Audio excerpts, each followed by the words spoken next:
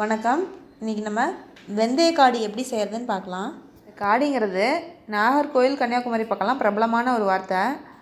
இந்த காடிங்கிறது எதையும் ஊற வச்சு செய்கிறத தான் காடின்னு சொல்லுவாங்க. இந்த வெந்தய காடியை பற்றி எங்களுக்கு தெரிய வந்ததே எங்கள் கன்னியாகுமரி நண்பர் சுந்தர் சொல்லி தான்.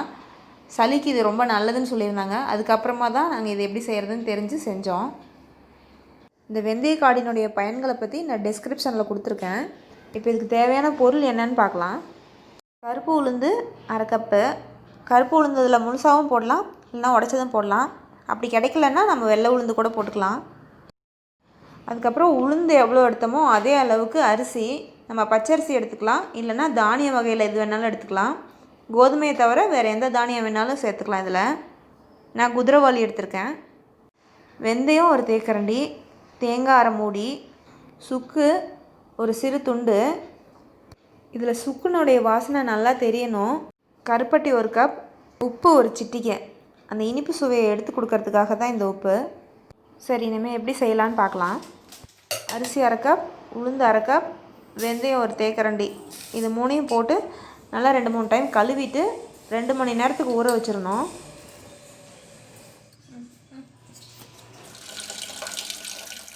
இந்த ஊற வச்ச அரிசி ஊறுறதுக்குள்ளே நம்ம கருப்பட்டியை 1-2 தட்டி கரைச்சி வச்சிடலாம்.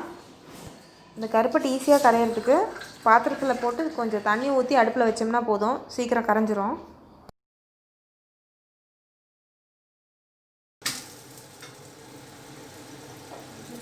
இந்த அரிசி உளுத்தம் பருப்பு நல்லா ஊறிடுச்சு. இதை இனிமேல் அரைச்சிடலாம்.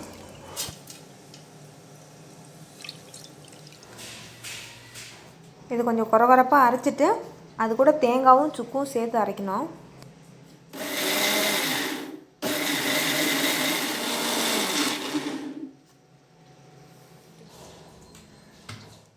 இதை நல்லா அரைச்சிட்டு செய்கிறத விட லேசாக அந்த கரகரப்பு தன்மை இருந்தால் இன்னும் நல்லாயிருக்கும். அந்த சிறு ரவை பதம் இருக்கு இல்லையா, அந்த பதம் இருந்தால் சுவை இன்னும் நல்லாயிருக்கும்.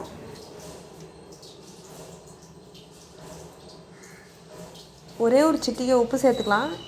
இனிப்பினுடைய சுவையை நல்லா எடுத்து கொடுக்கும்.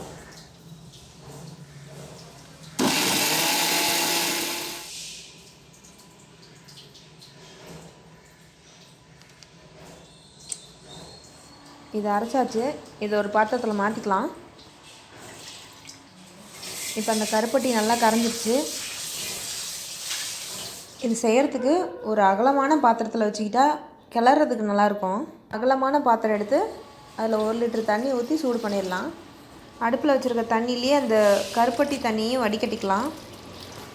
இந்த கருப்பட்டியில் மண் தூசு ஏதாச்சும் இருந்ததுன்னா வந்துடணுங்கிறதுக்காக தான் வடிகட்டுறது.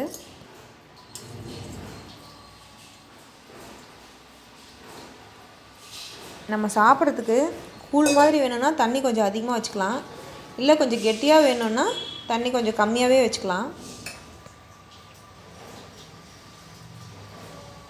தண்ணி கொஞ்சம் நல்லா காயணும், ஆனால் கொதிச்சிடக்கூடாது. அதுக்குள்ளே நம்ம இதை ஊற்றி கிளறிடலாம்.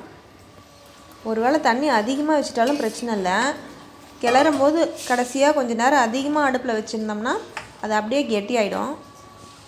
இது சூடாக ஆக ஆக கொஞ்சம் கொஞ்சமாக அப்படியே கெட்டியாகும். இந்த சமயத்தில் நமக்கு கூழ் குடிக்கிற பதத்துக்கு வேணும்னா அந்த பதம் வந்தோடனே அடுப்பை ஆஃப் பண்ணிடலாம். அப்படி இல்லைன்னா கொஞ்சம் கெட்டியாக விட்டும் சாப்பிட்லாம். 2 பதத்துலேயுமே சுவை ரொம்ப அருமையாக இருக்கும். அவ்வளோதான், வெந்தய காடி தயாராகிடுச்சு. ஆரோக்கியமான வெந்தய காடி தயார். சாப்பிடலாம்.